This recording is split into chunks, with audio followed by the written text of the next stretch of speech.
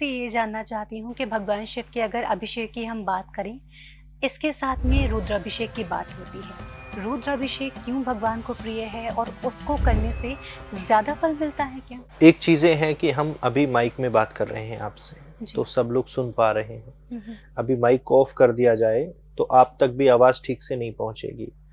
उसी प्रकार से है कि एक हम खुद अभिषेक करते हैं घर में या मंदिर में, तो उसका प्रभाव होता है पर एक लिमिट तक होता है। जी।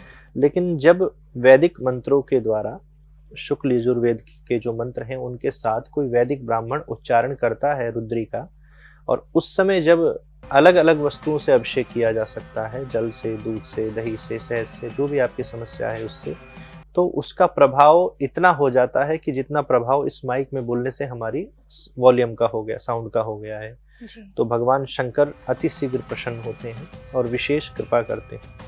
घर में जो हम अभिषेक करते हैं वो हम 2 मिनट, 10 मिनट, 5 मिनट कर सकते हैं, लेकिन रुद्राभिषेक में 3 से 3.5 घंटे का समय लगता है, और कोई 4 पहर में कराता है तो सारी रात भी लग जाती है। तो इतनी देर अखंड जलधारा चलती है और मंत्र भी संग संग चलते हैं।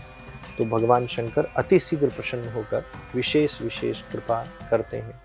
और हमारे जीवन का ये अनुभव है कि जिस प्रकार से लक्ष्मण जी मूर्छित हो गए थे तो हनुमान जी संजीवनी बूटी लेकर आए थे, उससे उनकी मूर्छा दूर हुई।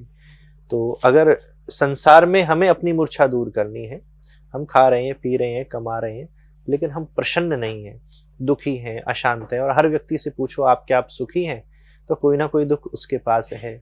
तो उस दुख को दूर करने की अगर कोई संजीवनी चाहिए आपको, तो वह रुद्रा अभिषेक है, जिससे व्यक्ति का सारा दुख दूर हो सकता है।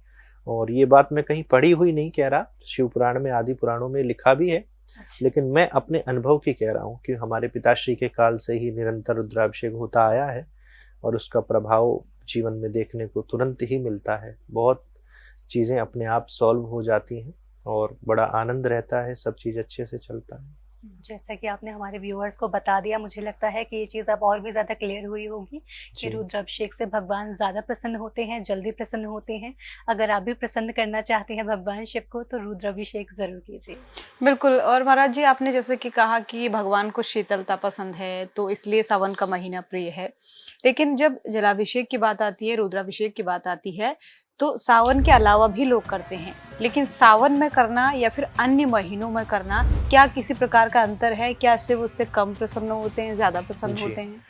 रुद्राभिषेक तो हमेशा ही फलदायी है, किसी भी महीने में हम इसे कर सकते हैं, लेकिन श्रावण में रुद्राभिषेक ही नहीं, एक अगर पुष्प भी हम चढ़ाते हैं या एक लोटा जल भी हम चढ़ाते हैं तो उसका प्रभाव बहुत बहुत बहुत ज्यादा हो जाता है। तो इस संसार में व्यक्ति फंसा हुआ है और बहुत ज्यादा रुद्राभिषेक नहीं कर पा रहा है, तो कम से कम श्रावण में तो प्रयास करे कि नित्य श्रावण में वो कर सके, या सोमवार सोमवार करे। इस बार तो हमें 5 सोमवार वैसे ही मिल रहे हैं। तो श्रावण में किया गया रुद्राभिषेक जो है वो अनंत गुना फलदायी होता है। फल तो हमेशा ही मिलता है और करना ही चाहिए, लेकिन श्रावण में विशेष फल है उसका। अच्छा, इसी से जुड़ा हुआ एक सवाल और पूछ ही लेती हूँ, क्योंकि यही सीरीज चल रही है कि 12 महीनों में श्रावण इसलिए प्रिय होता है कि बरसात होती है, शीतलता होती है, और कैलाश का भी आपने कनेक्शन इससे बताया। लेकिन श्रावण में भी या फिर किसी भी महीने में सोमवार क्यों? सोमवार एक ऐसा दिन है जिसे भगवान शंकर का दिन माना गया है, और इस दिन माताएं व्रत रखती हैं, पूजन करती हैं, उसका फल मिलता है। लेकिन श्रावण में विशेष करके हमें वर्ष में 4 ही सोमवार मिल पाते हैं। इस बार कृपा है तो 5 मिल रहे हैं। तो सोमवार एक ऐसा दिन है कि जिस दिन व्रत रखने से, पूजन करने से भगवान शंकर अति शीघ्र प्रसन्न होते हैं। वैसे तो श्रावण में प्रत्येक दिन सोमवार के बराबर ही है, ऐसा भेदभाव हमें नहीं करना चाहिए कि सिर्फ सोमवार को ही पूजन करें और मंगलवार को भगवान के मंदिर की ओर हम देखें भी ना। लेकिन सोमवार को किया हुआ जो है वो अनंत गुना फलदायी देता है। लेकिन ऐसा क्यों, कोई कनेक्शन ऐसा सोमवार से या शिव का कि जिससे लगे कि सोमवार का महत्व अनेक ज्यादा कथाएं आती हैं। भगवान श्री राम ने जब भगवान शिव का पूजन किया था तो वह सोमवार ही था, इसलिए वह दिन भगवान शिव को अति प्रिय माना गया है। और भी कई भक्तों ने ऐसी आराधना करी है, तो उनकी प्रसन्नता के लिए ये दिन श्रेष्ठ है।